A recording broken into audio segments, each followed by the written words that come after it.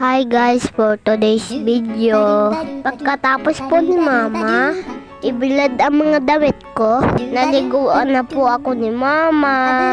At habang naliligo ako, ay nag-iintay na po si ate. Ayan na nga po, ready na po ako sa pagpasok ko.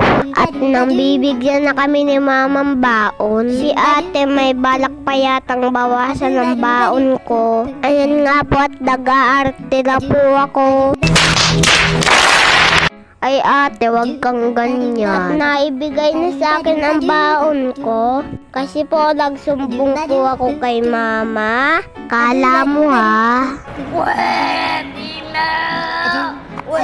Ayan na nga po at papasok na po ako sa school. Alam nyo ba? Ang bilin sa akin ni Mama ay wag maliko, makikinig at magsusulat. Parang wala si Mama tiwala sa akin.